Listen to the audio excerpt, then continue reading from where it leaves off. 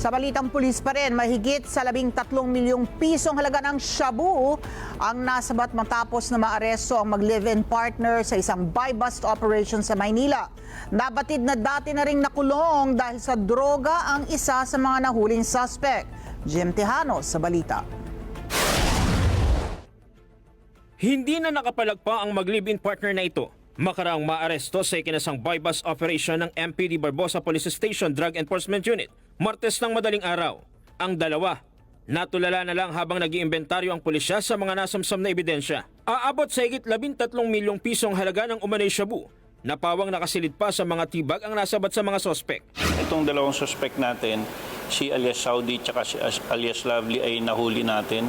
Nahuli ng mga operatiba natin. Ang numakuhanan sila ng almost or 2 kilos na shabu sa isang hotel dito sa may area ng Sampaloc. Ayon sa PNP, dati na ring nakulong sa New Bilibid Prison sa Muntinlupa ang sospek dahil sa kasong may kinalaman sa illegal na droga noong 2019 at halos kalalaya ng din noong nakarang taon.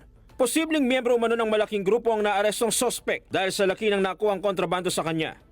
Yung contact niya ay nakilala ni alias Saudi nung siya pa ay nakakulong. Hindi lang siya dito nagdi-distribute. Doon sa initial na investigation natin, meron siyang kliyente o binabagsakan sa parte ng Bulacan and Pampanga. Aminado ang sospek na dati siyang nakulong dahil sa paggamit ng ipinagbabawal na gamot. Pero depensa niya.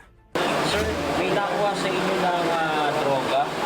Ano pong masasabi niyo? Magulat na nga lang po ako. Sabi sabihin, itinatanggi niyo po yung parata ngayon. Opo. Mahaharap sa reklamong paglabag sa Republic Act 9165 o Comprehensive Dangerous Drugs Act ang dalawa. Jim Tejano, para sa mata ng Agila. Matatag, matapang, matapat.